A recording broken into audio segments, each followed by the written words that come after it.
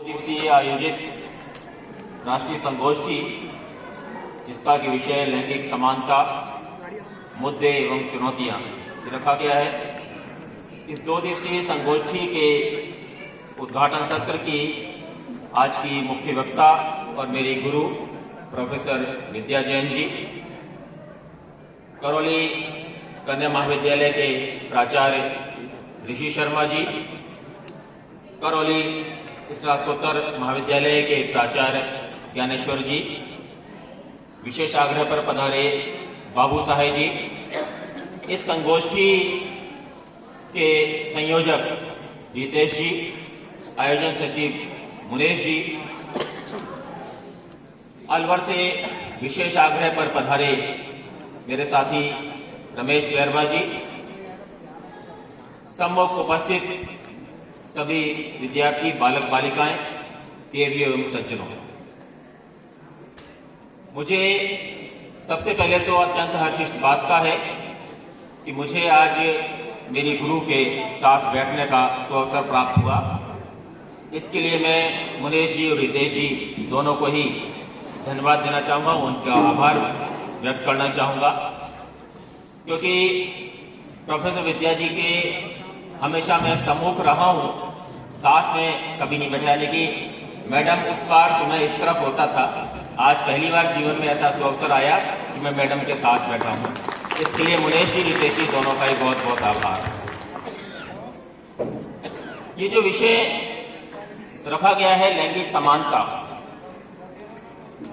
तो चिंतन का विषय ये उपस्थित होता है कि लैंगिक समानता की बात या इस विषय पर चिंतन मनन या विमर्श करने की आवश्यकता क्यों महसूस हुई। हम जब लैंगिक समानता के प्रति चिंतित होते हैं तो कहीं ना कहीं ये प्रश्न भी उपस्थित होता है कि कहीं ना कहीं लैंगिक असमानता है। हमारे चिंतन में, हमारे व्यवहार में, हमारे आचार में, हमारे विचार में कहीं ना कहीं असमानता है। लेकिन वो असमानता क्यों आई, कैसे आई? हमारा चिंतन तो ऐसा नहीं था, हमारा भारतीय चिंतन तो ऐसा नहीं था, भारतीय संस्कृति भी ऐसी नहीं थी। जैसा कि रमेश जी ने भी अपने उद्बोधन में उल्लेख किया, यत्र नरस्तु पूजन्ते रमन्ते तत्र देवता, यत्र तास्तु न पूजन्ते सर्वास्था फलक्रिया। अर्थात जहां स्त्रियों का सम्मान होता है वहां देवता निवास करते हैं, और जहां इनका सम्मान नहीं होता वहां सभी कार्य निष्फल होते हैं, कोई कार्य सफल नहीं होता। ये बात मनुस्मृति में कही गई अध्याय 3 में, और अध्याय 3 और अध्याय 9 मनुस्मृति का आप जब अध्ययन करेंगे तो पाएंगे कि अध्याय 3 और अध्याय 9 इन दोनों अध्यायों में स्त्रियों के सम्मान के प्रति बहुत कुछ कहा गया है। स्त्रियों को बहुत ही अच्छे शब्दों में महिमा मंडित किया गया। हमारे यहाँ स्त्रियों को देवी माना, पूज्य माना, हम सभी जानते हैं। हम यहाँ हमारे मंच पर भी जो चित्र रखा हुआ है, किसी भी ऐसे बौद्धिक कार्यक्रम का शुभारंभ हम उनकी उपासना से, उनके आह्वान से करते हैं। मां शारदा स्त्री का ही रूप है। हम धन और वैभव के लिए जिनकी उपासना करते हैं, लक्ष्मी, वो भी स्त्री का ही रूप है। और हम शक्ति के लिए जिस देवी की उपासना करते हैं, दुर्गा, वो भी स्त्री का ही रूप है। यहां तक कि हमने प्रकृति को भी मां कहा है, प्रकृति मां। हमने पृथ्वी को भी मां कहा है, पृथ्वी मां। हमने हमारे राष्ट्र को भी मां का दर्जा दिया है, भारत माता।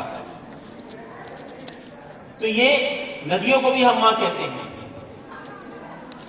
हमको रोशनी देने वाली किरण, वो भी स्त्री का ही रूप है। उसको हमने स्त्रीलिंग उससे उद्बोधित किया है, किरण। रोशनी भी स्त्रीलिंग का ही रूप है, जो हमको प्रकाशित करते हैं। लेकिन वही ज्ञान की देवी, वही धन और वैभव की देवी, जब यदि उसके सम्मान के विरुद्ध कोई बात हो तो दुर्गा का रूप भी ले सकते, वो दुर्गा भी हो।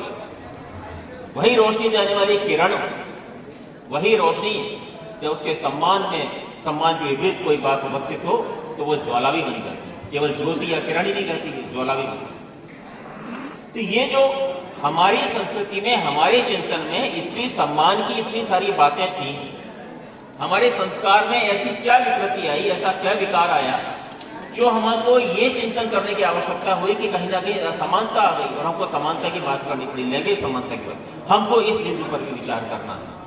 ये 2 दिन का जो हमारा विचार विमर्श रहेगा, जो मंथन रहेगा, विभिन्न जो तकनीकी सत्रों में विभिन्न विषयों पर, मुद्दों पर, चुनौतियों पर अपनी अपनी बात यहाँ वक्तागण रखेंगे, लेकिन हमको ये भी चिंतन करना है कि हमारी चिंतन में, हमारी सोच में, हमारे संस्कार में, हमारी संस्कृति में ये परिवर्तन आ कैसे गया, वो कहाँ की देन है, ये कहाँ से आया, और ऐसे जो भी कारण हैं उन कारणों का निवारण भी हमको करना होगा।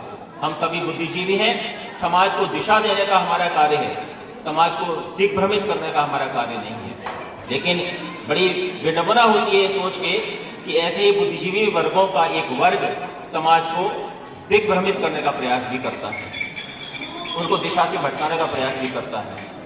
तो हमको ये चाहिए कि ऐसे ही हम भ्रांतियों में ना आए, तो कम से कम हम हमारे कर्तव्य का निष्ठापूर्वक पालन करें, क्योंकि जब समानता की बात आती है तो कहीं ना कहीं अधिकारों से जुड़ा हुआ प्रश्न है, और अधिकारों की जब बात आती है तो कहीं भी अधिकारों में विभेद नहीं किया गया है, अधिकार समान दिए गए हैं। हम जब मानव अधिकारों की बात करें, चाहे हमारे संविधान के भाग 3 में प्रदत्त मौलिक अधिकारों की बात करें, कहीं किसी अधिकार में कोई विभेद नहीं किया गया है, वहां किसी भी प्रकार का कोई विभेद नहीं है। और कुछ अधिकार तो ऐसे हैं जो केवल नागरिक को ही, केवल व्यक्ति होने के नाते दिए गए हैं। अनुच्छेद 21 का उल्लेख करना, हालांकि अब और जो आप चिंतन करेंगे, अनुच्छेद 14, 15, 16 की भी बात करेंगे आप, अनुच्छेद 25 से 28 की भी बात करेंगे आप, लेकिन अनुच्छेद 21 का मैं विशेष रूप से उल्लेख करना चाहूंगा। अनुच्छेद 21 में जो बात की गई, प्राण और दैहिक स्वतंत्रता का अधिकार, ये केवल नागरिक को ही नहीं, व्यक्ति मात्र को दिया गया, यानी कि व्यक्ति होना ही पर्याप्त है इस अधिकार के लिए कि किसी भी व्यक्ति को उसके प्राणों से अथवा दैहिक स्वतंत्रता से विधि द्वारा स्थापित प्रक्रिया के अनुसार ही वंचित किया जाएगा, अन्यथा नहीं। यानी कि ये जीवित रहने का अधिकार, दैहिक स्वतंत्रता का अधिकार, ये प्रत्येक व्यक्ति को है, वो व्यक्ति भारत का नागरिक हो या न हो, उसके लिए नागरिक होना आवश्यक नहीं है। जहां अन्य अधिकारों के लिए नागरिक होना आवश्यक है, और अब तो नागरिकता का विषय भी देश में व्यापक चर्चा का विषय बना हुआ है, उस विषय की यहां अभी मैं चर्चा नहीं करूंगा। तो जो नागरिक, हम अधिकारों की जब बात करते हैं तो अधिकारों में तो कोई असमानता है ही नहीं, तो ये असमानता का भाव हमारे अंदर आ कहां से गया, तो उस पर हमको चिंतन करना है। और ये जैसा कि रमेश जी ने बताया कि हमारे जब राष्ट्रीय आंदोलन में भी महिलाओं का बहुत योगदान रहा है, अनेक नाम है ऐसे, चाहे सुचेता कृपलानी हो, सरोजनी नायडू हो, चाहे मीराबेन हो, और भी अनेक, कस्तूरबा गांधी हो, इंदिरा गांधी का भी अपना, जब उस समय जवाहरलाल नेहरू जेल में थे और उनकी पत्नी यानी कि इंदिरा जी की मदर वो हॉस्पिटलाइज थी, उस समय भी इंदिरा गांधी ने अपना जैसा भी वो, उनकी कोई बाल्यावस्था थी तो उसमें जैसा भी अपना योगदान दे सकती थी वो दिया उन्होंने। अलग से एक उन्होंने वानर सेना का भी गठन किया था, उस स्वतंत्रता आंदोलन में भी भूमिका की।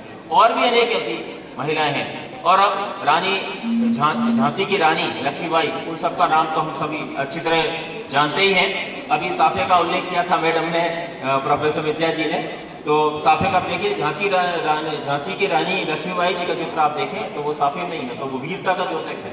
और जो अनेक बार एक बार चर्चा हुई मानव अधिकारों में, तो ऐसा उल्लेख है, एक वक्ता को इस बात पर आपत्ति हुई कि साहब ये कहा जाता है कि खूब लड़ी मर्दानी हो तो झांसी वाली रानी थी, तो उनको मर्दानी शब्द क्यों कहा गया है, और ये मर्दानी शब्द अपने आप में जो है विभेद का द्योतक है, वो नारी है तो उनको मर्दानी क्यों कहा गया।